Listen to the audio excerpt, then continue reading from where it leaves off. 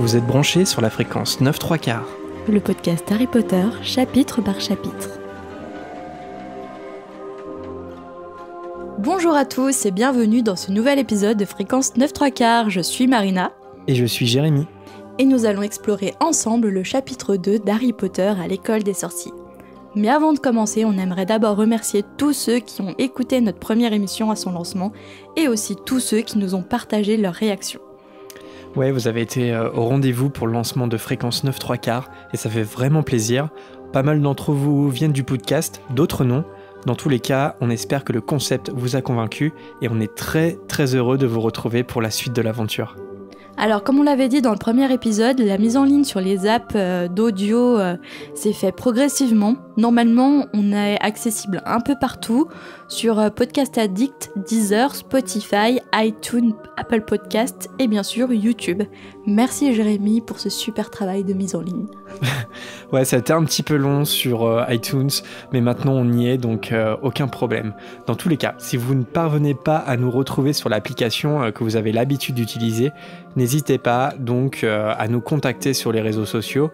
Vous pouvez aussi nous envoyer vos réactions, on sera ravis de toutes les lire et d'en citer quelques-unes pour la volière. Oui, d'ailleurs, grâce au premier message qu'on a reçu, c'est une rubrique qu'on va lancer dès maintenant en fin d'émission. On trouve que c'est un bon moyen d'interagir avec vous pour que Fréquence 9/3/4 soit un podcast sorcier qui vous ressemble aussi. Est-ce que t'es prête pour le chapitre 2, Marina ? C'est parti. C'est parti. Harry Potter à l'école des sorciers. Chapitre 2. Une vitre disparaît. Nous voilà 10 ans après que Dumbledore ait déposé Harry devant la porte des Dursley. Malgré ces années passées, la maison de la famille de Moldu est restée quasiment identique. Donc je pense que c'est une énième démonstration du caractère des Dursley, c'est-à-dire que les choses sont comme elles sont et restent telles quelles. Surtout avec Pétunia qui est très maniaque, je crois que c'est répété beaucoup de fois dans la saga où sa maison est toujours impeccable et j'ai un souvenir comme ça dans l'Ordre du Phénix où quand Harry il voit des sorciers dans la maison, ça lui paraît tellement bizarre, tellement que c'est un univers différent. Un peu, la maison désordonnée, en fait. Surtout la maison des Weasley, ça a dû lui faire un choc. Ouais, on est plus sur une maison de sorciers chez les Weasley. Et là, ouais, c'est vrai qu'il y a du temps qui est passé, 10 ans, et finalement, pas grand-chose a changé dans cette triste maison. Sauf, on voit l'évolution du temps avec les photos de la famille. On voit surtout au départ un bébé qui ressemble à un gros ballon rose. Et ensuite, on voit au fur et à mesure des années qui passent, un gros enfant blond accompagné par ses parents ou d'autres membres de la famille dans divers lieux. Mais malgré toutes ces photos de famille, rien ne laisse deviner qu'un petit garçon habitait également le 4 Private Drive. Mais pourtant, il y avait là bien un petit homme de bientôt 11 ans qui vivait dans le placard sous l'escalier, dans lequel il cohabitait avec des araignées. Je cite « Harry était habitué aux araignées. Le placard en était plein. Or, c'est là qu'il dormait. » Alors c'est une phrase assez fataliste. Je trouve que, en y repensant, le narrateur a un certain recul et un certain fatalisme sur la situation d'Harry. À aucun moment, il y a une petite preuve d'empathie pour ce qu'il vit chez Dursley ou bien à l'école à Poudlard. Bah, je pense que c'est pour appuyer à quel point Harry est malheureux et aussi qu'il est en inéquation en fait avec son univers. Je pense qu'elle grossit beaucoup le trait. On en a parlé d'ailleurs dans le premier chapitre. Je veux dire, dès la ouverture de l'école des sorciers, les Dursley sont présentés de façon très caricaturale. Et là, effectivement, Harry il est maltraité et on va pas faire semblant, il est vraiment maltraité. Je dirais, il est dans un placard, sous l'escalier, il y a des araignées. Voilà, on n'est pas dans la demi-mesure concernant... On annonce les faits et rien d'autre sur cette situation, en gros. Ouais, c'est ça. Et en même temps, c'est un jeu de la part de J.K. Rowling aussi, parce que on sait que c'est une aventure magique, c'est une aventure avec des sorciers qui s'appelle Harry Potter, et c'est le début de l'histoire, donc même si on n'y connaît rien, je veux dire, effectivement, la situation, elle est fataliste, mais on sait que ça va s'améliorer dans tous les cas. Donc, je pense que c'est aussi pour, appuyer le fait que la situation est catastrophique chez les Dursley, ça va rendre le monde magique encore meilleur parce que c'est là d'où il vient. Et Après, il découvre des familles de sorciers assez saines. Il a des amis. On lui donne de l'importance, il est mieux traité. Il a de l'argent, donc ils peuvent se faire plaisir sur les vêtements et les sucreries. C'est ça, le monde magique, il est véritablement magique pour Harry parce que en plus, ça met en perspective il a eu une enfance maudite, en fait. Je dis pas ça pour faire référence à la 8e histoire d'Harry Potter, mais il a eu une enfance maudite. Ouais, même adolescence quand même, quand il repense à chaque fin d'année, c'est quand même pas joyeux ce qu'il est en train de vivre. Ouais, c'est vrai. Ouais. Je pense pas que l'été, ça soit sa saison préférée à Harry. Alors, revenons sur les araignées. Alors, je pense que quand même, quand on y pense, il peut remercier les Dursley du placard avec les araignées, parce que ça lui permet de survivre et d'un peu mieux vivre la situation dans le chapitre 2, avec les araignées dans la forêt interdite, au contraire de Ron, si tu vois ce que je veux dire. Ouais, c'est vrai, je vois pas Ron passer son enfance dans un placard avec des araignées, quoi. Il n'aurait pas survécu. Je pense pas... Moi non plus, d'ailleurs. Ouais, toi non plus, d'ailleurs. Mais c'est vrai que pour le coup, Harry, il a pas peur des araignées. Je crois que d'ailleurs, il chasse une araignée qui est dans une chaussette au tout début, je crois. Il me semble. Ouais, c'est ça. Alors, Harry est réveillé brutalement par les coups de sa tante sur la porte de sa chambre. Je fais des petits guillemets, parce que si on peut appeler ça une chambre, je ne pense pas. Elle lui dit « Allez, dépêche-toi, je veux que tu surveilles le bacon. Ne laisse surtout rien brûler, tout doit être parfait pour l'anniversaire de Dudley. » L'anniversaire de Dudley, comment l'oublier ? En entrant dans la cuisine, il découvre la table qui a disparu sous une montagne de cadeaux. Et là, on a bien la confirmation que les Dursley font de Dudley un enfant pourri gâté.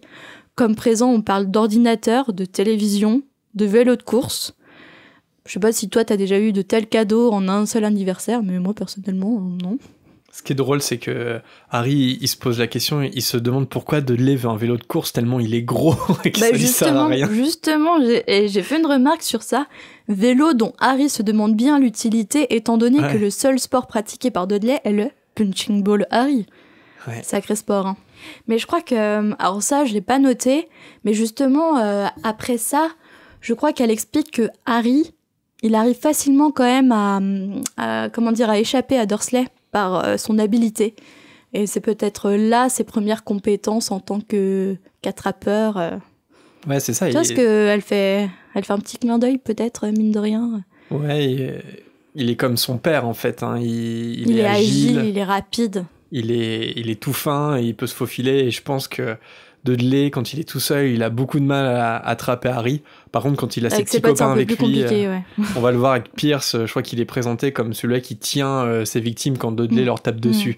Voilà. Donc je pense que Dudley, c'est quelqu'un d'impitoyable, mais quand il est entouré de sa petite bande de petits copains, quand il est tout seul, je pense que Harry, il a pas trop à s'inquiéter. On a bien vu dans le 3 avec les détraqueurs, c'est pas ça. En même temps, je pense que tout le monde aurait ce comportement face aux détraqueurs. Surtout quand t'as un moldu et que tu les vois pas. Hein. Je pense que ça doit être très perturbant quand même. J'avoue. Alors, c'est à ce moment-là qu'on a la première description d'Harry adolescent. Il est décrit comme petit et maigre. Malgré sa faible taille, sa famille l'habille avec les vêtements de Dudley, qui, rappelons-le, est au moins 4 fois plus gros que lui. Donc là, on se demande quand même à l'école comment ils n'ont pas de déclic sur son bon traitement, tu vois. Tu as un enfant avec des vêtements... je sais pas, tu enquêtes un peu sur la famille, voir si c'est par souci d'argent ou parce qu'il ne se soucie pas du tout de lui, mais bon.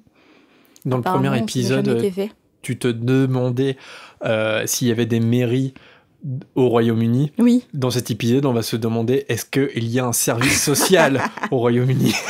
Enquête exclusive sur le Royaume-Uni. Que font les services sociaux?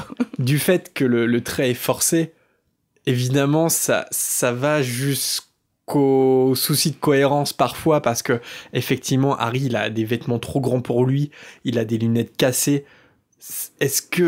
Comment ça se fait qu'aucun professeur n'ait tiré l'alarme et fait quelque chose, quoi. C'est-à-dire qu'il y a forcément eu des signalements, mais bon, je vois pas comment ça aurait pu participer à l'histoire, qu'on apprenne ce genre de détails. Donc, voilà. Tome 2, Harry Potter à la DAS. C'est ça. Enfin, je veux dire, ça aurait pu être intéressant de l'apprendre, mais bon... c'est pas le sujet en fait de J.K. Rowling pour commencer cette histoire. Il a les cheveux noirs et les yeux d'un vert brillant. Et Harry porte les fameuses lunettes noires rondes. Et enfin, sur le front, ça ne serait pas Harry Potter sans sa cicatrice en forme d'éclair. Alors ça me rappelle à chaque fois la scène du film dans le train où Ron voit Harry pour la première fois et dit « Mais est-ce que t'as vraiment une cicatrice ?» Mais il est trop bien en ce moment parce que... Ouais, tu peux l'interpréter différemment quand même. C'est... Ah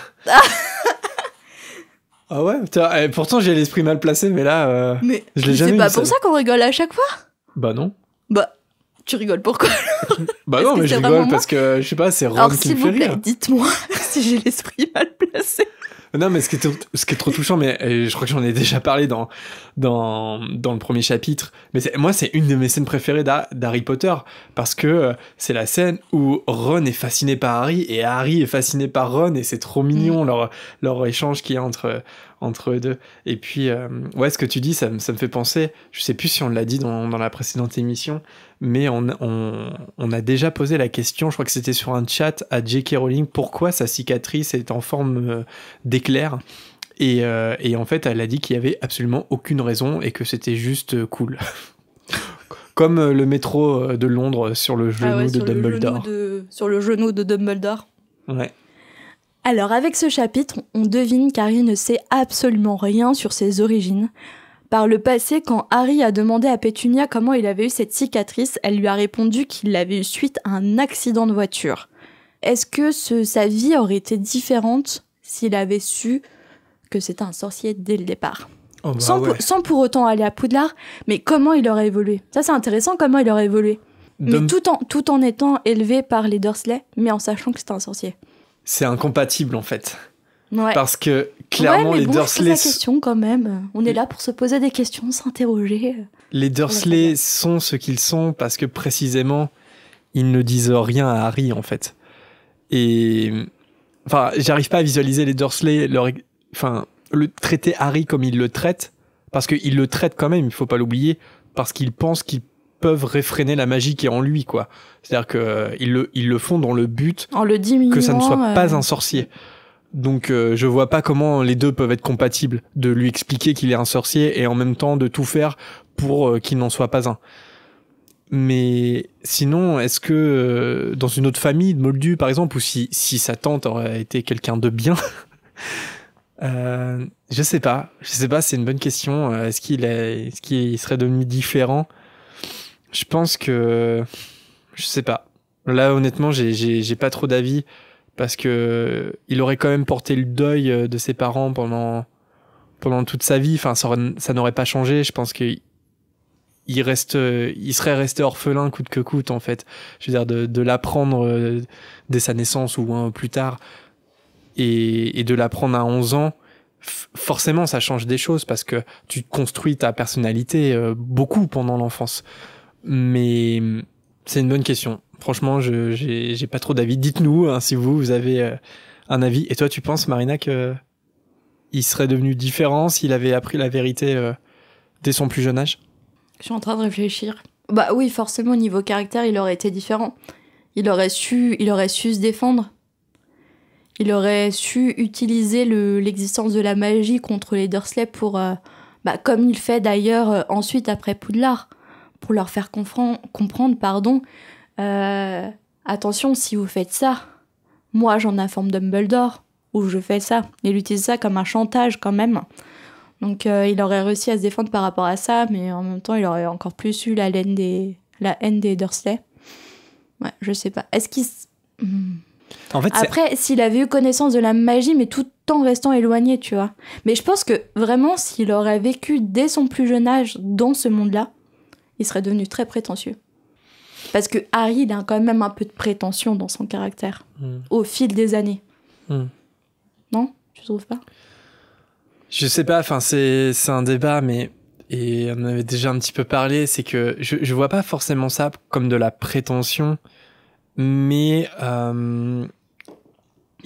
parce qu'il se met en avant par rapport aux autres, mais pas dans la prétention. Je trouve qu'il se met en avant parce que il comprend que le duel final, ça sera lui et Voldemort. Et d'ailleurs, la prophétie, à la fin de l'Ordre du Phénix, ça va confirmer ce qu'il pense. C'est que l'un ne peut pas vivre tant que l'autre survit. Donc finalement, il y a une guerre générale, mais la guerre se terminera soit parce que Harry tue Voldemort, ou soit parce que Voldemort tue Harry. Et tout se concentre sur eux, et donc sur lui. Et par exemple, Harry, il est l'élu, il se positionne comme l'élu, donc tu peux y voir de la prétention, mais en même temps c'est vrai. Enfin, tu vois ce que je veux dire ? Et il se met en avant pas pour se la péter. Non, tu vois, pas pour se dire je suis l'élu, t'as vu, mais je suis plus fort que toi, t'as vu, je suis BG. Il dit, en fait, il veut tout encaisser pour éviter que les autres soient blessés ou pire meurent pour la cause en fait. Ah, mais je pense que au départ, il a pas conscience que c'est plus gros que lui. Oui, ça par contre, mais c'est pas de la prétention. Mais après, oui, c'est vrai que c'est pas de la prétention parce que je retourne ma veste. Non, c'est vrai qu'il faut remettre les choses en perspective. Il est quand même très jeune durant la saga. Donc il est quand même immature malgré tout ce qu'il vit. Il n'a pas le recul nécessaire pour comprendre que c'est une grande cause et ça touche tout le monde. Mais c'est vrai qu'au final, la solution, c'est le duel entre lui et quand même, dans l'école des sorciers, il n'a pas encore ce positionnement-là quand même. Parce que au moment d'affronter Quirrell et puis finalement Voldemort, c'est quand même Hermione qui va lui dire à ce moment-là « Tu es un grand sorcier, Harry ». Tu vois ce que je veux dire ? C'est pas lui qui se le dit à lui-même, c'est Hermione qui lui dit. Et effectivement, de toute façon, c'est un grand sorcier, Harry. Oui, tout le monde le met un peu sur un piédestal. Tout le monde le met... C'est pour ça qu'il aurait forcément évolué différemment, puisque en ayant connaissance du monde de la magie et en vivant dans ce monde, par exemple, tout le monde l'aurait mis sur un piédestal. Il aurait une célébrité, d'ailleurs Dumbledore le dit dans le chapitre 1. Mais c'est intéressant de se demander, quand Dumbledore dit il vaut mieux qu'il vive en dehors de la magie avant qu'il soit prêt. Est-ce que tout le monde connaîtra son nom. Ouais, tout le monde connaîtra son histoire. Est-ce qu'à ce moment-là, il pense à Tom Jedusor, tu vois, à se dire, est-ce que s'il connaît la vérité, est-ce que ça peut lui monter à la tête ?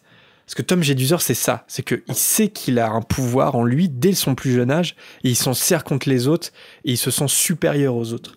Harry, la preuve qu'il n'est pas prétentieux, c'est qu'en tant qu'enfant, il s'est jamais senti supérieur aux autres. Non, mais quelle est la différence entre Harry et Voldemort ? C'est l'entourage aussi. Ouais, l'entourage, quoique Harry, il a quand même vécu une enfance désastreuse chez les Moldus. Oui, mais une fois à Poudlard, il a connu des gens bienveillants. Ron, de par sa famille modeste, il est simple, Ron, tu vois, il est humble. Hermione, elle est très intelligente. Elle le met face à la réalité, en fait. Et on connaît pas finalement quel a été l'entourage de Voldemort de Tom Jedusor. Justement, c'est ce que j'allais te dire. Rien ne nous prouve qu'à l'orphelinat, il n'y avait pas d'enfants bienveillants et des bons amis qui entouraient Tom Jedusor. Et moi, je vais te dire mon avis. Je pense qu'il y avait des enfants très bien dans cet orphelinat. Et que c'est Tom Jedusor qui a fait le choix de se sentir supérieur aux autres et d'infliger ses dons magiques aux autres. De toute façon, c'est ce que dit Dumbledore tout le temps. Tout tourne autour du choix. Et je pense que Tom Jedusor, pendant toute sa vie et dès son enfance, il a pris les mauvais choix. Et Harry, il n'a pas fait que des bons choix. Hein. Mais il en a fait des meilleurs que Tom Jedusor. Ça le rend... Ça fait de lui une meilleure personne, indéniablement pour moi. Et c'est matérialisé par le premier choix où, lors de la cérémonie du choix-peau magique, il prie pour ne pas être à Serpentard alors que le choix-peau hésitait. C'est le premier choix qui définit son évolution dans le monde des sorciers. Et puis il refuse de sympathiser avec Malfoy. En fait, tout est une succession de choix, et en fait, tous les choix qu'il fait, ils sont contraires à ceux de Tom Jedusor. Et ils ont beau être similaires, du fait de leur crux déjà, mais ça on l'apprendra bien plus tard, ils sont complètement différents. Et Tom Jedusor, certes, il y a des antécédents. Tu vois, sa mère, il n'a pas connu ses parents, c'est un orphelin aussi. Mais il a fait des mauvais choix, ce qui fait qu'il a refusé l'amour qui l'entourait. Tu vois ce que je veux dire ? Je pense pas qu'il ait eu aucun amour possible autour de lui. Je pense qu'il a juste refusé l'amour qui l'entourait. Alors qu'Harry, il a tout pris au moment où on lui en donnait. C'est-à-dire que dès qu'il arrive à Poudlard, tout l'amour qu'on peut lui donner, il le reçoit, il l'accepte. Tu vois ce que je veux dire? Il est généreux, en fait. Tom Jedusor, pour le coup, c'est lui le petit prétentieux, en fait, qui est devenu le grand mage noir qu'on connaît. C'est vrai. J'approuve. Alors, revenons à l'anniversaire de Dudley chéri. Dudley arrive dans la cuisine et découvre la montagne de cadeaux. Et là, nous avons le droit à la scène de colère mémorable de par le film et le livre. Je vous laisse écouter.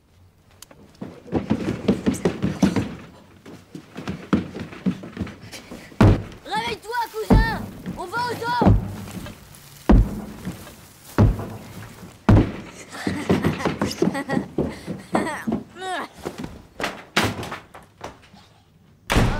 Oh, voilà le gros garçon dont c'est l'anniversaire. Joyeux anniversaire, fiston. Prépare-nous le petit déjeuner, tâche de ne rien laisser brûler, surtout. Oui, tante Pétunia. Je tiens à ce que tout soit absolument parfait pour l'anniversaire de mon Dudley Nouchet. Dépêche-toi. Apporte-moi mon café. Oui, oncle Vernon. Oh, ils sont merveilleux, hein, mon chéri? Combien il y en a? 36, je les ai comptés moi-même. 36! Mais l'an dernier, j'en avais 37! Oui, c'est vrai, mais certains sont nettement plus gros que l'an dernier. Mais il m'en fiche qu'il soit plus gros! C'est rien. Voilà ce que nous allons faire. Quand nous sortirons, nous t'achèterons 2 autres cadeaux. Ça te va, mon petit agneau? Pendant que l'enfant terrible déballe ses cadeaux, Pétunia reçoit un terrible appel. Madame Fig, la voisine, ne peut garder Harry. Habituellement, pendant que la petite famille allait se promener dans un parc d'attractions ou un fast-food pour fêter l'anniversaire de leur petit neveu, Harry restait chez la voisine qui appréciait passer de longs moments à lui montrer les photos de ses chats. D'ailleurs, pauvre Madame Fig, qui est traitée de vieille folle par Harry, alors qu'elle participe à sa protection, et elle témoignera dans l'ordre du Phénix en sa faveur. Franchement, c'est un sale gosse. Non, je plaisante. Un peu un sale gosse quand même. Ouais, après, comment c'est décrit, je vois bien un peu l'ambiance. Ouais. Les chats, les chats gâteaux. partout, les vieux gâteaux, ouais. Après, je pense qu'elle était bienveillante avec lui. Je pense que c'est juste. Ouais, elle était bienveillante, mais c'est juste que quand t'es très jeune, ouais, t'as une vieille voisine, t'as des gâteaux rassis, t'as des chats partout, elle te montre les photos de chats. Bon, c'est pas hyper fun hein, quand t'es ado. Par contre, moi j'ai une question, j'ai un questionnement. Et d'ailleurs, le Mugglecast, le podcast américain que j'écoute notamment, se l'est posé assez récemment. C'est quand même pourquoi Madame Fig a été choisie comme taupe de Dumbledore. Pourquoi Dumbledore a fait ce choix-là? Parce que t'as évoqué l'Ordre du Phénix, c'est à ce moment-là qu'on apprend que c'est une craquemeule, et donc que c'est l'espion de Dumbledore. Mais en tant que craquemeule, on le voit bien, contre les détraqueurs, elle est complètement inutile. Et d'ailleurs, on l'a évoqué dans le chapitre 1, est-ce que quelqu'un aurait pu attaquer Harry à l'école? Sans doute, tu vois, un mange-mort comme ça qui veut finir le travail. Sans doute qu'il aurait pu le faire. Et après, on a évoqué le fait, mais oui, mais Harry, il est surveillé. Mais il est surveillé par qui? Par Madame Fig. C'est-à-dire que Madame Fig, elle peut rien faire, à part donner des coups de parapluie. Elle peut rien faire. C'est quand même étonnant, ce choix de Dumbledore. Ouais, mais est-ce qu'elle lance pas l'alerte pour prévenir Ouais, mais on le voit bien avec les détraqueurs, ça sert à rien, hein, à part trottiner en pantoufle vers Harry une fois qu'il a sauvé la situation. Elle sert pas à grand-chose quand même. C'est vrai que après, elle est là, c'est la voisine historique des Dursley, ça, ouais. Voilà. Peut-être qu'elle était au bon endroit au bon moment, et peut-être aussi finalement elle est craquemolle, personne ne se préoccupe d'elle, et personne ne devine que c'est un espion de Dumbledore aussi. Ah bah, et en plus, elle passe totalement inaperçue. Et puis ce qui est intéressant, c'est qu'elle passe inaperçue pour les sorciers eux-mêmes, parce que, par exemple, elle peut, dans l'Ordre du Phénix, elle va témoigner pour Harry, comme tu l'as évoqué, et le Mag et Mago, ils sont hyper surpris parce qu'elle n'est pas dans leur registre, et donc ils s'attendent absolument pas à ce qu'il y ait un témoin oculaire au courant du monde des sorciers qui viennent témoigner, et donc Dumbledore joue sur l'effet de surprise en faisant mentir en plus la craquemeule. Mais la craquemeule, c'est hyper... Je voulais pas dire ça, je respecte beaucoup Madame Fig, mais voilà, il joue sur l'effet de surprise. Effectivement, elle est invisible, mais elle est tout autant invisible qu'elle est impuissante face au danger, je trouve. Ouais, je sais pas. Je pense qu'il y a un backup. Dumbledore, il a forcément prévu un backup. Parce que quand tu vas dans l'Ordre du Phénix, les deux personnes qui surveillent Harry, c'est quand même Mundungus Fletcher, le mec qui... Le gros brigand qui arrête de surveiller Harry parce que y a un nouvel arrivage de chaudron au marché noir. Ouais. Et puis Madame Fig qui est une craque-molle. C'est pas... L'antiquaire véreux. Ouais. C'est quand même pas les meilleurs détectives du monde. Hein. Et donc, malgré des propositions de solutions d'urgence pour faire garder Harry, ils décidèrent de l'emmener au zoo. Alors, avant de partir au zoo, Vernon prévient Harry. Il lui dit que s'il se produit la moindre chose bizarre, il sortira pas de son placard avant Noël. Alors, autant dire que là, la menace, ça dépasse la maltraitance. On est dans le petit délit pur et simple d'infliger ça à un enfant de 11 ans. D'ailleurs, au passage, dans la chambre des secrets, Harry, certes, il est plus dans son placard, mais ils mettront des barreaux à sa fenêtre et ils lui donneront à manger à travers une trappe dans la porte. La question Et que j'ai font les déjà voisins posée, que font les services sociaux? Et les voisins? Ouais, les voisins aussi. Bon, après, tu vois ton voisin mettre des barreaux aux fenêtres, et je sais pas, ils doivent voir ce qui se passe avec Harry, tu vois, tu te dis, putain, il y a un truc bizarre avec cet enfant, quoi, surtout quand tu vois les barreaux aux fenêtres. Bref. Ouais, tout à fait. Ouais, les voisins, ouais, c'est vrai qu'on n'y pense pas, surtout que ce sont des quartiers assez résidentiels où toutes les bien maisons sont propres, jumelées. Ouais, complètement. Alors, ça indique aussi cette remarque de Vernon qu'a priori, il s'est déjà passé des choses bizarres autour de Harry. Et justement, on en apprend un peu plus sur ces événements qui se sont passés avant. Alors, une fois, Pétunia, qui était exaspérée par les cheveux en bataille de Harry, elle a pris une grosse paire de ciseaux et elle l'a rendu quasi chauve. D'ailleurs, petite anecdote perso de ma vie, mais ça m'est arrivé à moi. C'est-à-dire que je sais plus pourquoi, mais j'avais pas le temps d'aller au coiffeur, ou je sais pas ce qui s'est passé, ou je voulais pas y aller, et du coup c'est ma voisine qui a pris la paire de ciseaux de cuisine et qui m'a coupé les cheveux. J'étais tellement horrible que j'ai dû aller finalement au coiffeur après, tellement que je pleurais que je voulais pas aller à l'école comme ça. Est-ce que c'était pire que le jour où tu es arrivé en Saône-et-Loire? Je suis désolée, c'était une anecdote perso, mais c'est un gros moment aussi. Mes cheveux, il y a beaucoup d'histoires sur mes cheveux. T'es très court et peu présent, je plaisante. Malheureusement, ça va durer. Enfin, plutôt, ça va pas durer. Enfin bref, Harry, il se sent super mal et je ressens sa douleur, je sais de quoi... Je comprends ses émotions en ce moment-là. D'ailleurs, le petit détail qui est donné dans la narration, c'est que Pétunia lui a laissé une frange pour cacher sa cicatrice. T'imagines l'horreur de sa coupe de cheveux quand même. La queue de rat sur le front. Ouais, c'est ça. C'est une queue de rat à l'envers, tu vois. Non mais t'imagines... Et elle l'aurait teint en blond. T'as 9-10 ans, Période t'imagines. collège, année 2000. T'as 9-10 ans, t'es en boule dans ton lit, tu fais une crise d'angoisse, quoi. Tu veux pas que tes camarades à l'école, ils te voient comme ça, quoi. Quelle horreur. Alors forcément, ça a traumatisé Harry, qui a pas dormi de la nuit, qui était trop effrayé de ce qui allait se passer le matin suivant à l'école. À l'école où il se fait déjà bully à cause de ses vêtements trop grands et ses lunettes rafistolées, comme on l'a dit. Sauf qu'à son réveil, ses cheveux seront devenus parfaitement normaux. Ce qui lui a valu 1 semaine de punition dans son placard. Est-ce que c'est arrivé à tes cheveux aussi? Est-ce que le lendemain, ils sont redevenus normaux? Bah non, comme je t'ai dit, moi je suis allé au coiffeur en fait, hein, voilà. Au coiffeur bien moldu pour récupérer l'horreur. C'était une espèce de coupe au bol, mais complètement... Non mais voilà, je crois qu'il y a une photo qui doit traîner quelque part, mais tu On la veut sur les réseaux. On la veut. On va faire un sondage. Qui veut la photo dossier? Alors du coup, moi je me suis posé la question, mais est-ce que les sorciers, du coup, est-ce qu'ils ont besoin d'aller chez le coiffeur? Parce que Harry, bon, il n'en fait pas exprès, mais il arrive à remettre ses cheveux en état. Est-ce qu'il y a des sorciers coiffeurs, à ton avis? Mais est-ce qu'il y a des sorciers dentistes? C'est les mêmes questions aussi. Bah ouais, parce que par exemple, dans la coupe de feu, c'est Madame Pomme Fraîche qui réduit la taille des dents d'Hermione avec un simple sortilège. Quels sont les métiers... comment je peux dire?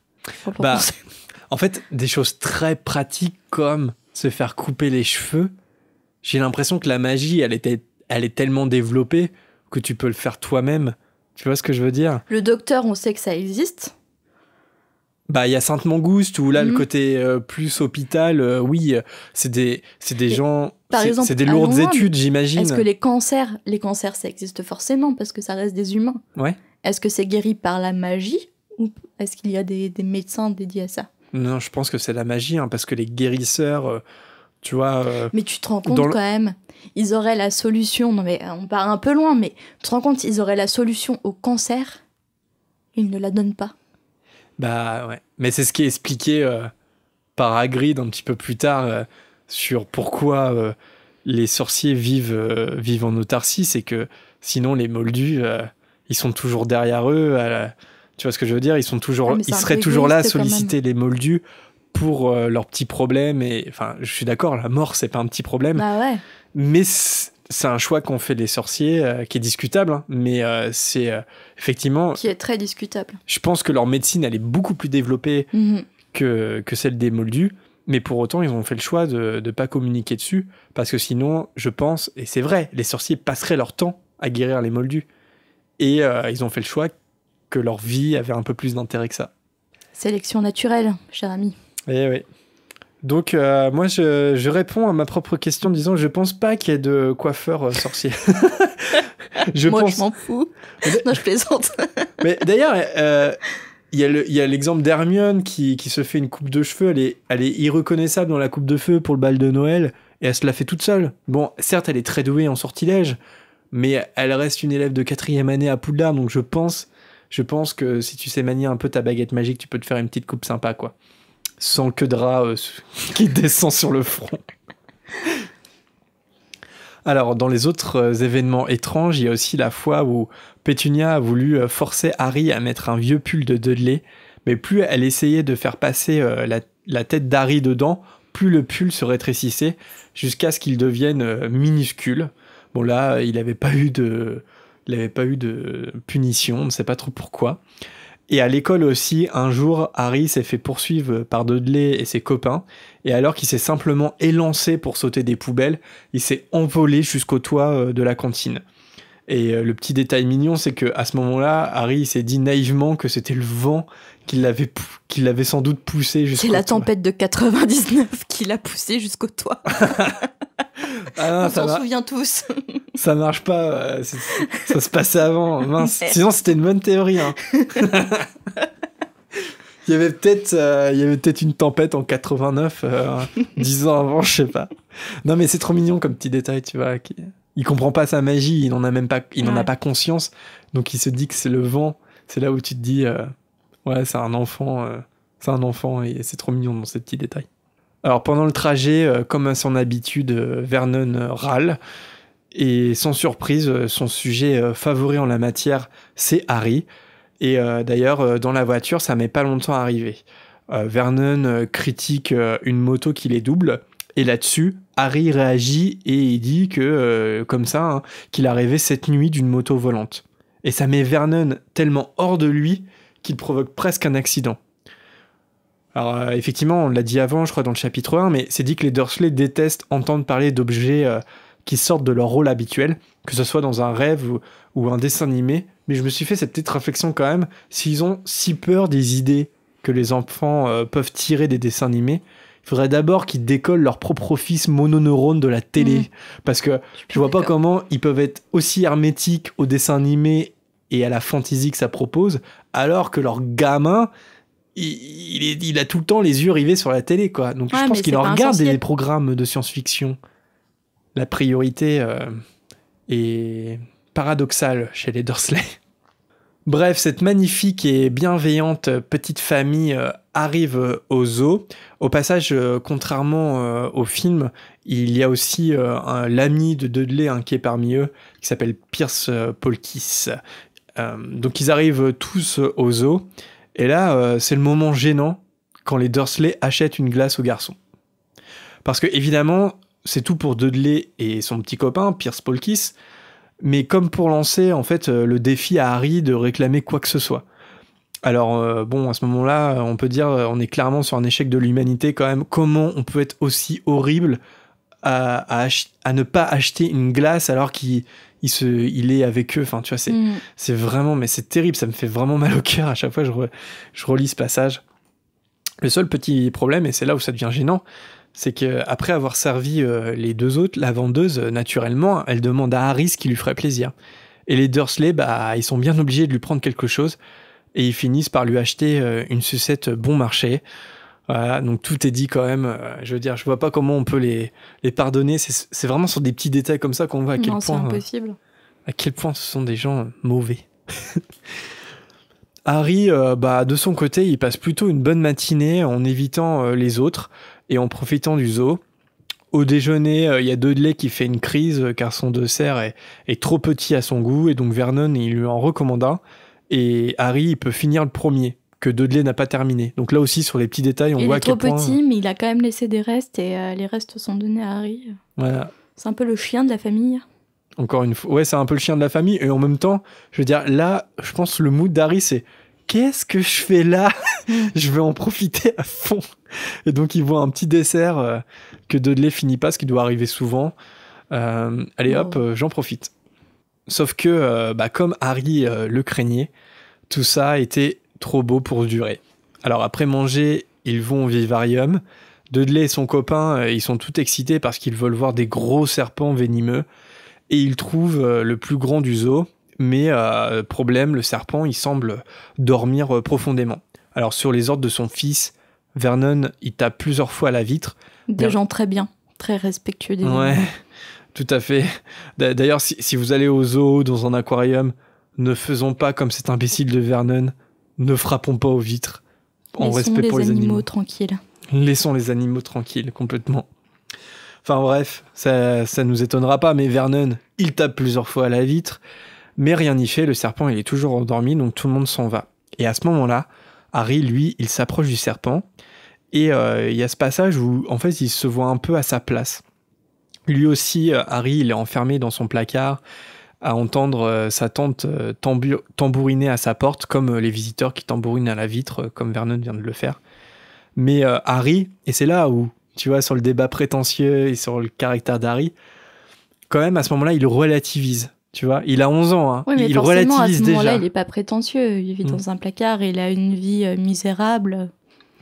Et Harry, donc il relativise sur le fait que au moins il peut se déplacer dans la maison, contrairement au serpent qui est enfermé dans sa cage toute la journée. Alors soudainement, le serpent, il se réveille, puis il fait un clin d'œil à Harry, et Harry répond à son clin d'œil. Alors on va apprendre dans le tome 2 que toute cette scène qui démarre à ce moment-là, pendant cette scène, Harry, il parle fourche-langue, et en fait, il communique véritablement avec le serpent. C'est-à-dire que si Dudley était resté à côté de lui, il comprendrait pas. Il n'aurait pas compris. Harry, il parle avec des sifflements. Et là, moi, je me pose la question, parce que du coup, mon chat, la dernière fois, il s'est réveillé, il m'a fait un clin d'œil, et je lui ai répondu. Du coup, je me demande si je suis félin-langue, du coup. Est-ce qu'on peut laisser une minute de silence planer? Moi, je pense que je suis félin-langue. Moi, je ne cautionne pas cette blague. Il s'est passé exactement la même chose. Je vois pas ce qu'il t'y fait. On a communiqué. Ça se trouve, t'aurais été là. Tu n'aurais rien compris du discours entre moi et le chat. L'aurait-il fait comprendre à Harry que le comportement de Vernon ou de Dudley, c'est ce qu'il a au quotidien. Harry lui demande en murmurant d'où il vient, et le serpent pointe avec sa queue l'écriteau sur lequel Harry apprend que c'est un boa constrictor du Brésil, mais qu'il est né en captivité. À ce moment-là, le petit copain de Dudley, Pierce Polkis, il débarque comme un cinglé, et il hurle aux autres de venir voir, et de retour devant la vitre, Dudley, il pousse Harry, qui tombe par terre. Soudainement, à ce moment-là, la vitre disparaît, d'où le titre du chapitre, et le serpent quitte sa cage en provoquant la panique dans le vivarium. Et en partant, le serpent il dit à Harry direction le Brésil, et il le remercie. Alors, il y a une théorie qui revient souvent à propos de ce passage, comme quoi le serpent, ça serait en fait Nagini, le serpent de Voldemort, et qu'à ce moment-là, en fait, en partant de sa cage, elle va pas au Brésil, mais elle rejoint Voldemort. T'en as déjà entendu parler de cette théorie ? Non. Eh ben, tu n'as pas écouté le podcast sur les Par théories. contre, moi, j'ai entendu l'annonce d'un sequel. D'un sequel? De quoi tu parles? C'est bois constructeur, direction Brésil. On suit le road trip du serpent. Ses rencontres avec les gens, avec la nourriture locale. C'est magnifique, franchement, j'ai hâte de regarder. T'as déjà vu Amélie Poulain ou pas? Ouais. Tu te souviens du nain avec tous les polaroïds, comme quoi le nain il visite partout dans le monde. Tu vois, oui, il y a à l'expo en plus. Il y a eu une expo à Lyon sur Jean-Pierre Jeunet. Ouais, et tu on vois voit justement les Polaroids et photos. tout ça. Donc là, t'imagines, t'es le boa constructeur un peu partout, tu vois, genre sur son road trip pour aller jusqu'au Brésil. Je vis ma meilleure vie, bitches. Le sequel que tous les fans d'Harry Potter attendent. Boa constructeur, my life. On aurait des nouvelles, ça nous ferait plaisir. Ouais, c'est vrai. D'ailleurs, une petite carte postale, si tu nous écoutes, cher boa constructeur. Mais en tout cas, concernant la théorie que j'ai évoquée, il faut juste savoir, si vous ne le saviez pas, mais elle a été démentie par J.K. Rowling. C'était sur Twitter en 2018. Et en plus de ça, il faut savoir que Nagini, elle appartient plutôt à la famille des vipères, tandis qu'au zoo, il s'agit bien d'un boa constructeur, hein, comme c'est indiqué.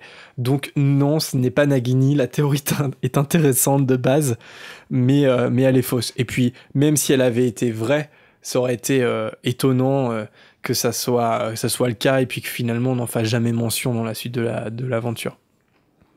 Alors le directeur du zoo, après l'incident, il sait plus où se mettre, et il se confond en excuses. C'est vrai que ça doit être assez perturbant quand même, ce qui s'est passé. Et là aussi, je me suis posé la question, c'est Harry, il a la trace sur lui, comme on le sait, parce qu'il est mineur. On sait qu'il existe une sorte de tolérance pour les enfants qui sont pas encore scolarisés à Poudlard, mais est-ce qu'un membre du ministère se déplace quand même? Parce que là, comme on le voit dans cet exemple-là, il est très jeune, Harry, mais il est quand même capable de provoquer une chose hyper dangereuse, comme lancer un serpent potentiellement mortel sur des innocents. Et je me demande, parce que certes il y a une tolérance, mais le ministère de la magie, ils doivent savoir qui a eu un sortilège défectué, qui a une trace magique. Et en l'occurrence, il n'y a aucun sorcier autour de Harry, tu vois. Donc finalement, il doit y avoir une espèce d'alarme au ministère. Et moi je me demande, est-ce qu'à ce moment-là, il y a un membre du ministère qui se déplace? Peut-être ils n'ont pas jugé que la situation était propice à faire des sortes d'oubliettes. Bah, c'est ça le problème, c'est que certes c'est juste un sortilège de disparition, mais avec la magie, un sortilège de disparition, ça peut être méga dangereux, tu vois. C'est pas forcément les sortilèges impardonnables, c'est pas les seuls qui peuvent être catastrophiques ou qui peuvent provoquer la mort. Mais tu vois, par exemple, pour la tente qui gonfle. Ouais, voilà, exemple, ouais. Bah là, c'est à la vue de tous. Et là, tu peux pas trouver une explication rationnelle et moldue à ce phénomène. Un être humain qui vole comme ça, hyper gonflé. Ah, une vitre qui Alors disparaît. que la vitre, elle disparaît selon les gens. Selon les Dursley, Harry et Dudley. Mais après, ils peuvent avoir l'hypothèse, je sais pas, l'hypothèse un peu peut-être farfelue, mais que quelqu'un a enlevé la vitre, où il y a toujours... On avance toujours l'hypothèse peut-être moins probable, mais quand même qui reste rationnelle. C'est possible. Alors qu'un être humain gonflé et qui vole comme un ballon, là c'est carrément impossible, tu peux pas avoir d'explication, c'est pas possible. Peut-être qu'elle se retient de péter, et du coup elle s'envole dans les airs. Non, et par contre, la différence, c'est quand même qu'à ce moment-là, Harry, il est déjà à Poudlard. Non. Bah non, c'est vrai.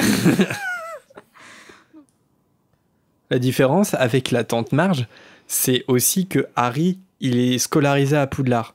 Donc là, la tolérance n'existe plus. Tu vois ce que je veux dire? C'est-à-dire que les sorciers, ils savent qu'ils sont tous sorciers et surtout, ils savent qu'ils n'ont pas le droit d'utiliser la magie. Donc forcément, il y a une alerte au ministère. Mais des enfants qui sont pas scolarisés à Poudlard et encore plus pertinent, les nés moldus, qui ne sont pas au courant de leur pouvoir magique, qui savent même pas ce qu'est la magie, moi je me demande, est-ce que est-ce que des fois les gens du ministère se déplacent parce que quand même ça peut entraîner des dangers plus graves que de gonfler sa tente en fait. Je pense, oui, forcément, mais après, ils doivent intervenir et faire un constat sur place sur la gravité des événements et s'il peut y avoir des explications rationnelles à trouver. Il doit y avoir des rapports, peut-être. Après, c'est sûr que le directeur du zoo et puis les témoins de l'incident ont peut-être pas besoin de se faire oublier. Contrairement à la tante Marge, qui, pour sa santé mentale, il vaut mieux qu'elle oublie tout de ça, quoi. Ça, c'est sûr. Qu'elle raconte à ses copines, qu'elle raconte à tout le monde, qu'elle a volé, qu'elle a gonflé comme un ballon. Après, sérieusement, quelqu'un te raconte ça, tu penses qu'il a un peu trop bu, pris des choses illicites ou autres, tu vois, tu les crois pas forcément. Attends, imagine. Il y a quelqu'un dans la vie de tous les jours qui te raconte qu'il a des pouvoirs magiques. Et il déplace un verre là devant toi. Est-ce que tu cherches d'abord des explications rationnelles ou tu le crois ? Non, je cherche des explications. Ouais, forcément. Et tu vas être persuadé qu'il y a une explication rationnelle. Je vais être persuadé et en même temps, je m'ouvre pas complètement l'esprit à me dire qu'il peut y avoir des choses qui nous dépassent et que notre perception du monde peut être limitée. Et faut se laisser surprendre.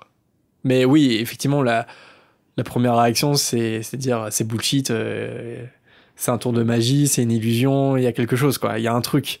Après, ce qu'il y a, c'est que, ouais, pour Marge, c'est que il y a eu des témoins. Non, il y a eu des témoins, je me trompe pas, il y a eu des témoins. Bah, je pense qu'en volant au-dessus de Little Winning, comme ça, ouais, effectivement, il y a dû en avoir un peu comme la voiture volante, quoi. Donc, forcément. Alors, au départ, pour revenir à l'incident de la ville qui disparaît, Dudley et Pierce, ils sont tout choqués par ce qui vient de leur arriver. Puis, une fois dans la voiture, ils changent la version de l'histoire en racontant que le serpent a failli les tuer dans d'atroces souffrances. Mais le pire pour Harry, c'est au moment où Pierce dit que Harry a parlé au serpent avant l'incident. Et là, ça met tellement Vernon en colère, encore une fois, qu'il n'arrive plus à parler et il enferme Harry dans son placard de retour à la maison. Alors moi, je me suis posé la question, pourquoi Vernon, il se met en colère contre Harry qu'à partir de ce moment-là ? Parce que, est-ce que ça aurait pas été plus cohérent qu'il soupçonne Harry dès le départ, en fait, quand la vide disparaît ? Parce que parler à un serpent, ça semble pas grand-chose à côté d'une vide qui disparaît. Je sais pas, je me pose cette question. Soupçonner, c'est une chose, mais en tout cas, se mettre en colère, qu'il ne se mette pas en colère au zoo, c'est cohérent avec sa personnalité. Tu vois, il garde les apparences. L'apparence que tout est normal, on panique, il y a un serpent qui s'est sauvé, certes, mais ça vient pas de nous. Le phénomène étrange ne vient pas de nous. C'est pour ça que, je pense, une fois rentré chez lui, il libère sa colère sur Harry et il pète un câble. Ah, tu penses que il est déjà en colère contre Harry ? Ah oui. Parce que dans le chapitre, on a vraiment l'impression que quand Pierce dit ça, c'est genre... Vernon, il monte en pression, tu vois. Comme si il soupçonnait pas Harry dès le départ. Tu vois, c'est ça le truc. Est-ce que... Enfin, ça semble logique quand même qu'ils se disent c'est encore un coup de Harry, quoi.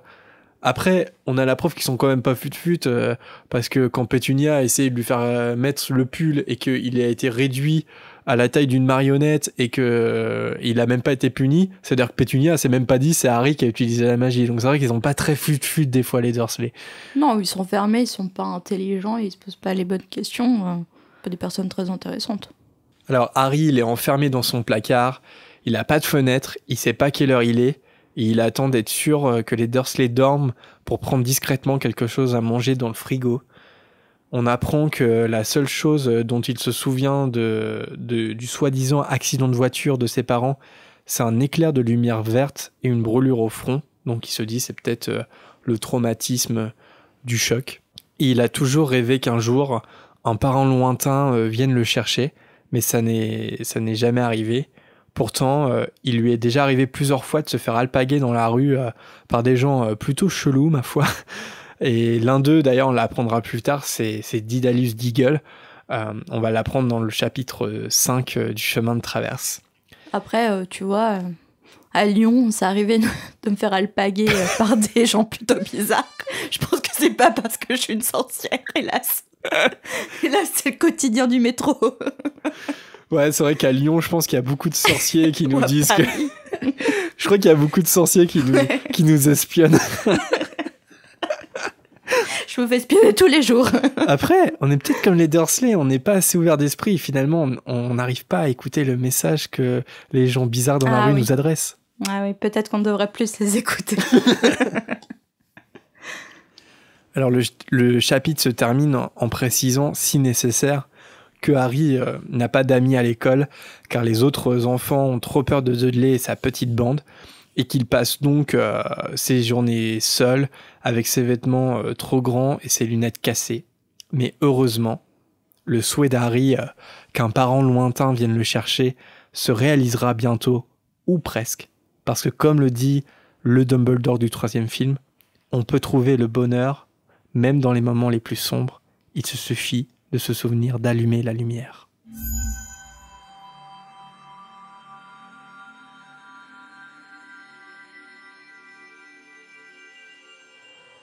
Voilà pour ce chapitre 2 de l'école des sorciers, une vitre disparaît. On espère que ça vous a plu, ou en tout cas tout autant plu que le premier chapitre. On est peut-être un petit peu plus fatigué que la dernière fois, mais il faut savoir que on n'enregistre pas au moment où on voulait enregistrer. Cet épisode n'a failli jamais sortir. On a déjà eu des mésaventures alors que c'est le deuxième Une épisode. semaine assez compliquée. Voilà, donc on a un petit peu fatigué, mais j'espère que ça vous a plu quand même. Saleté de boulogne moldu. Exactement. Mais justement, ce qui est bien avec ce podcast, et on espère que c'est la même chose pour vous, mais on met de côté notre vie moldue et on s'immerge dans l'univers sorcier et ça fait du bien. Donc même si on est fatigué, c'est quand même un plaisir. On vous propose une toute nouvelle rubrique avant de passer à la volière. C'est un petit rituel, si ça vous plaît, qu'on fera à chaque fois. En tout cas, on trouve ça rigolo à faire. Je l'ai piqué complètement au Mugglecast, il faut savoir. Un podcast américain sur Harry Potter qui est assez ancien, qui est un des plus anciens podcasts Harry Potter que je vous conseille si vous pouvez écouter l'anglais sans trop de problèmes. Et ils ont cette petite tradition quand ils analysent un chapitre, c'est de le renommer. C'est-à-dire que si eux avaient nommé le chapitre, quel titre ils lui auraient donné, en étant sérieux ou pas. Voilà. Et donc, c'est parti. Voilà, on inaugure ça, je trouve ça rigolo. Je commence ? Ouais, vas-y, à toi l'honneur. Alors, si moi j'avais renommé le chapitre, je l'aurais appelé Harry Potter à l'école des sorciers, chapitre 2. Mais que font les services sociaux ? Ça venait du cœur. Direct, je l'aurais appelé comme ça. Voilà. Et toi, Marina, comment t'aurais appelé le chapitre ? Ah, moi, j'étais un peu plus sérieuse. Harry Potter à l'école des sorciers, chapitre 2. L'homme qui murmurait à l'oreille des serpents. Oh ! Eh ouais, je suis cinéphile. Cinéphile. Ouh. T'imagines le chapitre se nomme vraiment comme ça. Ça aurait été un peu bizarre de la part de J.K. Rowling de glisser une petite référence cinématographique. Ça aurait été drôle quand même. Ouais. Donc tu es drôle quand même, Marina. Drôle quand même. Je dois le prendre comment ? Drôle ? Allez, vas-y. C'est pas préparé, on n'a pas préparé. Chapitre 1, tu le renommes comment ? Oh Oui, c'est vrai qu'on l'a pas fait au Improvisation. chapitre 1. Chapitre 1, bon courage Harry. Mais c'est pas drôle. Hein. Et toi, Marina ? Tout de suite. Chapitre 1, alcoolique anonyme et sorbet citron. Oh On lance un nouveau podcast, je pense, plutôt stand-up. Je pense qu'on va lancer une autre émission, là, on tient un truc. Improvisation. J'ai raté ma vocation. Ouais. Donc on espère que ça vous plaît, en tout cas c'est trop drôle. Et puis, Mais donnez-nous vos idées, si vous avez des idées pour renommer le chapitre 1 ou le chapitre 2, on vous écoute. carrément, ça peut être assez marrant. À chaque chapitre, si vous trouvez nos noms nuls, donnez-nous le vôtre. Je pense que vous allez être beaucoup plus drôle que nous la plupart du temps. Ouais. Et surtout de Marina, parce qu'elle est pas très drôle. Team Jérémy, Marina, elle est pas très drôle. Je fais sens. Le félin langue. Ouais, ça félin langue. Ok, ouais. Ah, c'était super drôle, le Je félin langue. je dis juste ça. Après, tu peux toujours le couper au montage. Hein. Ouais. Parce que oui, Jérémy vous cache des choses. Bah non, mais les auditeurs, ils savent de quoi on parle, donc je ne l'aurais pas coupé. Pour Mhm. preuve, félin langue. Je suis félin langue. Bon, allez, on passe à la volière, donc cette petite rubrique qu'on vous a promis à la première émission, si on recevait des messages, et on en a reçu quelques-uns de tout premiers auditeurs, et donc on en a sélectionné 3-4 qu'on vous propose tout de suite dans cette nouvelle rubrique de la volière.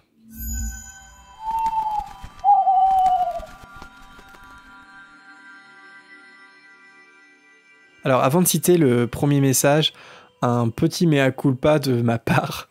On a reçu peut-être 3 ou 4 fois le message.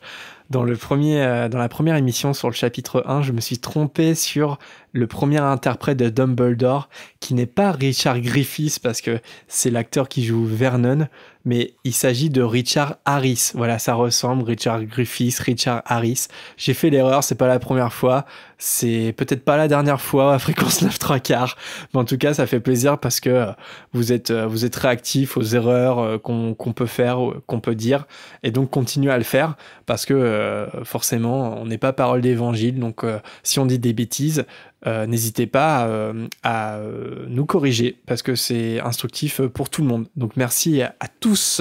Et donc il s'agit bien de Richard Harris. Et on passe donc tout de suite au premier message qu'on a sélectionné. Alors, c'est un message de Fézoar. Merci pour ton mail, ça nous a fait énormément plaisir. On l'a lu avec beaucoup d'attention. Donc Fézoar se demandait pourquoi Dumbledore laissait Rogue être prof de défense dans le tome 6, alors qu'il sait que ce poste est sujet à une malédiction. C'est très dangereux car si Rogue venait à mourir à cause de la malédiction, il n'y aurait plus d'agent double. Et, je tiens à faire dès maintenant, Fézoar nous demande de faire un big up aux Pédousiens, un forum Potterhead. Voilà, big up à tout le monde sur ce forum. Big up à Poudlard12. Est-ce que tu as un avis sur la question ? C'est vrai que c'est une bonne question de la part de Féozard. Pourquoi finalement Dumbledore a-t-il accepté la requête de Rogue, qui est historique quand même, parce que chaque année, Rogue il veut être professeur de défense contre les forces du mal. Bon, La question c'est, est-il vraiment maudit ? est-ce que c'est pas comme les prophéties où c'est maudit si dans ton esprit tu penses qu'il y a une malédiction ? Est-ce Oui. que la malédiction c'est pas toi qui l'as créée Comme le toi-même ? vendredi 13. Ouais. Pour certaines personnes, c'est la chance, pour d'autres, c'est le malheur. Et si, par malheur, le vendredi 13, il t'arrive que des choses horribles toute la journée, bah tu vas dire, bah ouais, c'est vendredi 13, forcément, c'est ça. C'est pas un peu ça pour le poste de professeur de défense contre les forces du mal ? En fait, force est de constater quand même que Dumbledore provoque beaucoup la malédiction. Parce que, bon, certes, avec Quirrell, il pouvait peut-être pas anticiper que pendant son année sabbatique, il allait avoir Voldemort derrière la tête. Certes. Après, de prendre Gilderoy Lockhart, où il doit pertinemment savoir que le mec est une grosse arnaque, je vois pas comment il peut durer plus d'1 an. D'ailleurs, je vois pas comment il le sélectionne de base. Bon, certes, apparemment, il n'y a pas d'autres candidats, mais quand même. Lupin, c'est dangereux aussi, parce que c'est un loup-garou. Rogue le déteste. Est-ce qu'il pouvait pas y avoir une anticipation de la part de Dumbledore que ce secret soit révélé d'une façon ou d'une autre ? En fait, c'est une succession, tu vois, de les profs qui ont été choisis.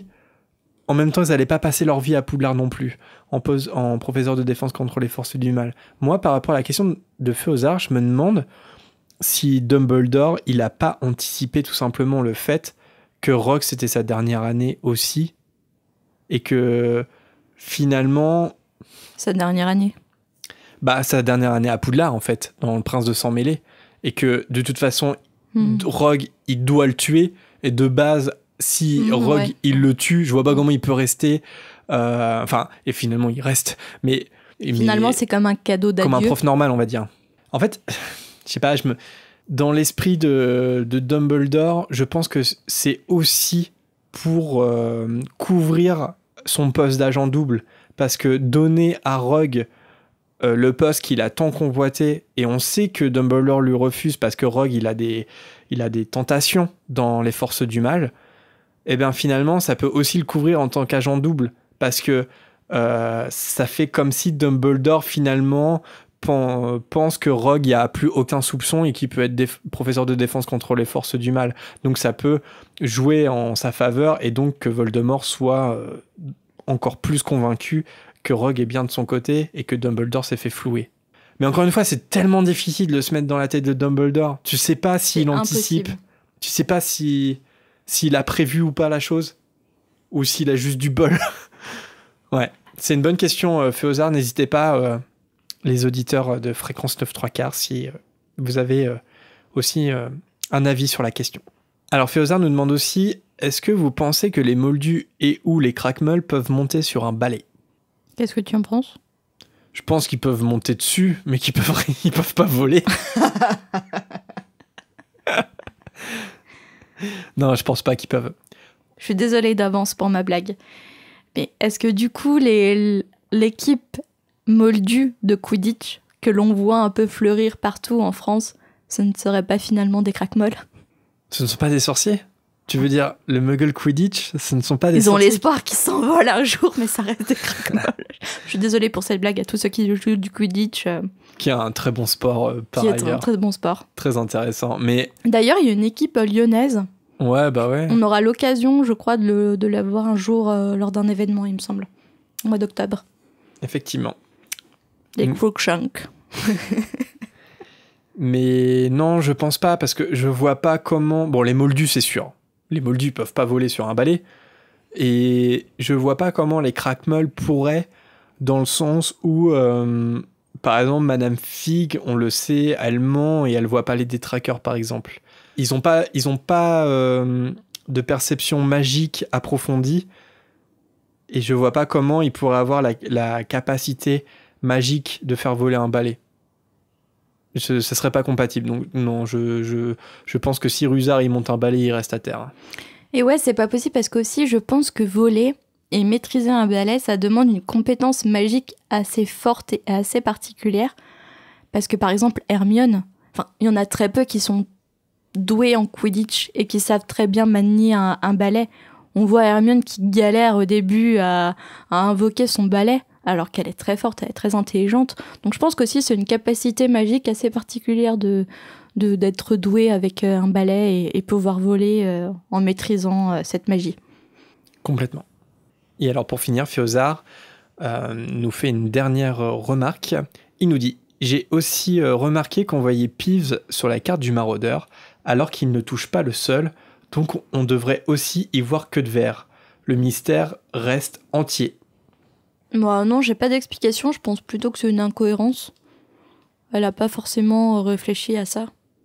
Parce que je me suis dit, Peeves, ça a été un humain, donc... mais non, mais Queue de Verre aussi est un humain, donc ça ne fonctionne pas, mon explication. Non, sincèrement, je ne sais pas pourquoi. En fait, c'est juste pour corriger un petit peu Féozard, mais Queue de Verre, il apparaît bien sur la carte du maraudeur. Il n'y a pas de mystère par rapport à ça. On le sait parce que Lupin voit le nom de Peter Pettigrew sur la carte du maraudeur. Alors certes, c'est pas marqué Queue de Verre, mais c'est marqué Peter Pettigrew, mais c'est son vrai nom, donc c'est logique. Donc il n'y a pas de mystère. Je m'en souviens pas à l'instant, mais alors pourquoi personne n'a pas vu Peter Pettigrew avant ? Mais c'est ça le vrai mystère. C'est ça la vraie question. Oui, c'est vrai, maintenant que tu me le dis, oui, en effet, il apparaît sur la carte. Donc la question, c'est personne ne l'a vu avant ? Surtout, en fait, quand Lupin s'en rend compte, etc., on est dans le prisonnier d'Azkaban. Donc ça fait déjà au moins 3 ans que Fred et George ont la carte et que leur petit frère est à Poudlard. Et c'est vrai que c'est étonnant, ou alors ils se sont lassés de l'utiliser, ils connaissent par cœur les passages secrets, il peut y avoir des explications, mais c'est étonnant qu'en 3 ans, ils se rendent pas compte qu'il y a toujours un mec chelou qui s'appelle Peter Pettigrew et qui dort dans le même lit que Ron tous les soirs. Tu es ado. Tu as les hormones en ébullition. Attention. Tu as une carte qui montre tout le monde dans ton lycée, dans ton école. T'as un crush. Est-ce que tu regardes pas la carte pour voir où est ton crush et pour tomber par hasard, entre guillemets, sur ton crush? Est-ce que je suis peut-être une stalkeuse? Peut-être. En tout cas, ce serait pas le cas de Harry, parce que rappelle-toi, Oui, mais quand les il a la frères... cape d'invisibilité, la première chose qu'il fait, Fred et George. il va à la bibliothèque. Mais Fred et George, franchement. Ouais. Alors, je sais plus lequel, mais je crois du coup que c'est George qui finit avec Angelina Johnson. Donc, on peut imaginer qu'il a un crush sur Angelina Johnson depuis le départ. Mais après... T'imagines? Non mais attends, non mais c'est horrible pour quelqu'un de jaloux. Ouais. Imagine. C'est une carte du démon quand même. Après, ça dépasse pas Poudlard. Hein. Je veux dire, ça reste dans l'enceinte de Poudlard. Mais quand même. Oui, mais je suis désolée, tu vois Angelina Johnson dans la chambre des garçons alors que tu n'y es pas. Tu te poses des questions. Que fait-elle? Pour les gens jaloux et possessifs, franchement, c'est une aberration cette carte. Hein. Moi, j'aurais jamais fait ça personnellement. Complètement. Mais voilà. Pour répondre à Féozard, c'est juste le seul mystère, c'est effectivement pourquoi on s'est jamais rendu compte, en tout cas en 3 ans d'années à Poudlard, que Peter Pettigrew collait tout le temps à un certain Ronald Weasley. Mais en même temps, il n'y aurait pas eu d'histoire. Voilà, et en même temps, il n'y aurait pas eu d'histoire. Donc, c'est ça le petit trou dans la narration. Mais par contre, effectivement, on voit Peeves, on voit Queue de Verre, il n'y a pas de souci, on voit à peu près tout le monde sur la carte. Hein, donc, je crois pas qu'il y ait de véritables restrictions. Et on voit les animagus, on voit les fantômes. Mais voilà, pour l'histoire, on évacue le fait que Peter Pettigrew, ça faisait déjà 3 ans qu'on aurait pu le gruger sur la carte du maraudeur. Alors, un prochain message de Hélène, cette fois, qui nous dit « Sirius s'est bien rendu à la maison des Potter, où Hagrid le réconforte. Sirius lui demande même de lui laisser Harry. Je pense que Sirius n'a pas pensé à la baguette de Voldemort, je précise, non seulement à cause de la peine, mais aussi à cause de la colère contre Peter quand il s'est rendu compte de sa trahison. Dumbledore doit se sentir trop coupable de leur mort pour se rendre sur place. » Donc effectivement, Hélène a réagi aux questions qu'on s'est posées dans la précédente émission.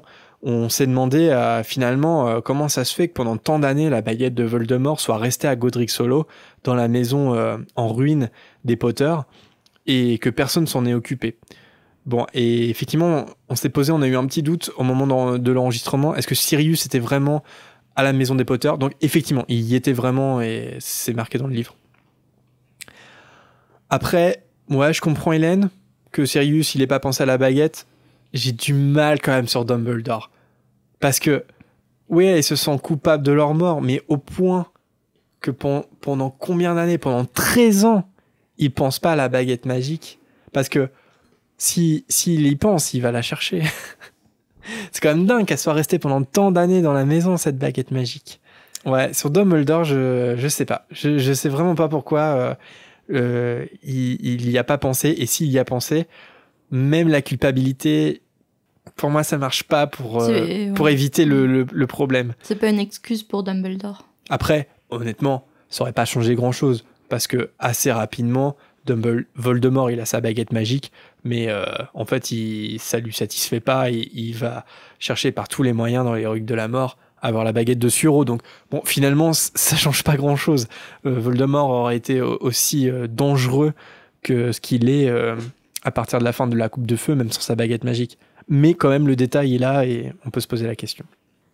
Un autre message nous venant d'Océane.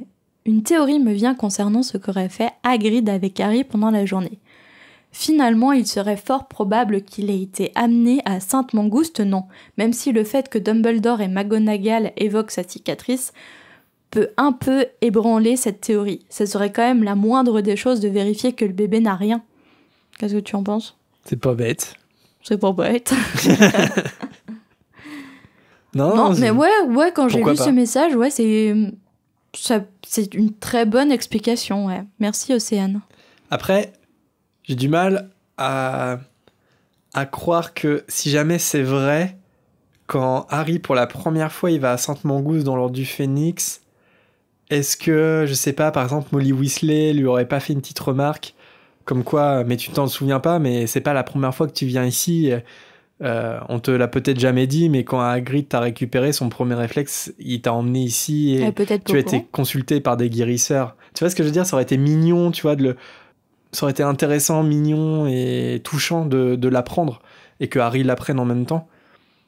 Après, peut-être que je rebondis sur la théorie d'examens médicaux sur Harry. Ça aurait été l'exposer au public en quelque sorte, tu vois. Trop de monde aurait été au courant s'il avait été emmené à Sainte-Mangouste. Alors peut-être que Dumbledore a fait appel à ses contacts pour examiner Harry du côté médical. Non, tu vois? En fait, une seule personne, un seul médecin, un seul guérisseur. La question, moi, que je me pose aussi, c'est est-ce que la première fois que Dumbledore voit le bébé Harry après l'attaque de Voldemort, est-ce que c'est à Privet Drive? Est-ce que lui-même, il n'a pas vu le bébé avant? Parce que c'est vrai que, tu vois, enfin, je veux dire, c'est quand même le premier, a priori, à survivre d'un Avada Kedavra. Il a une grosse cicatrice sur le front. Que Dumbledore, en théorie, sans voir Harry, sans le consulter, ils disent « Ah ben non, c'est pas grave, c'est juste une cicatrice. Moi, pareil, j'en ai une au genou. C'est le métro de Londres, c'est hyper pratique. » Ça paraît un peu négligent de la part de Dumbledore. Ouais, non, je suis d'accord. On peut imaginer quand même qu'il ait vu le bébé aussi, si jamais il n'a pas été envoyé à Sainte-Mangouste. Mais bon, après, il n'y a rien qui... Après, Hagrid, il était peut-être au chaudron baveur toute la journée, avec le bébé à côté. Tu sais que c'est une blague que t'as fait dans la mission du chapitre. Pardon. Et on avait parlé d'un biberon à la bière au beurre. C'est vrai? Ouais. Je deviens amnésique, moi. Tu m'as fait une oubliette pour oublier toutes mes blagues nulles. Excusez-moi. Tu l'avais mis dans la pancine, celle-là. C'est pour ça. Ah bah voilà, merci pour vos messages. Alors, on cite pas tout le monde, évidemment, parce que même si on fait des petites écoutes pour le lancement, eh bien, on reçoit quand même quelques petits messages. Si vous voulez être cité, n'hésitez pas à faire comme l'ont fait les auditeurs là pour la première volière, c'est de soit rebondir sur ce qu'on a dit dans une émission précédente, soit nous poser une question, un débat sur l'univers d'Harry Potter, parce que c'est ce qui est plus stimulant en fait pour le podcast. Après, si vous voulez nous envoyer des longs hiboux sur votre passion d'Harry Potter... On en a reçu et c'était vraiment un plaisir à lire et vraiment merci pour votre retour et vos confessions. On les lit tous, ça c'est sûr. On va essayer de réagir à un maximum, de vous répondre, mais sachez qu'on vous lit. Après, à l'antenne, effectivement, peut-être favoriser les messages courts. Et aussi, j'y pense maintenant, mais n'hésitez pas, si vous voulez passer à l'antenne avec une réaction ou une question sur l'univers d'Harry Potter, à vous enregistrer. Et ça serait un plaisir de faire passer votre voix dans l'émission. Maintenant, on a tous des smartphones moldus. Il suffit de faire un petit mémo vocal et la qualité audio est tout à fait convenable. Donc n'hésitez pas, si vous n'êtes pas pudique sur votre voix, lancez-vous et envoyez-nous un petit hibou sonore. S'il est satisfaisant, eh bien on le passera à l'antenne sans aucun problème. Alors au passage, pour tous ceux qui nous écouteraient sur iTunes, un petit message avec des étoiles, un 5 étoiles si vous pensez que le podcast le mérite, je dis ça, je dis rien. 5 stars. Ça nous ferait très plaisir pour être référencés. Et comme l'a dit Jérémy, n'hésitez pas à nous contacter d'une façon ou d'une autre, on lit tous vos messages avec beaucoup de plaisir. À la semaine prochaine les amis. On va aller se coucher nous. Bye bye. Bisous. Bye bye. Salut. À bientôt.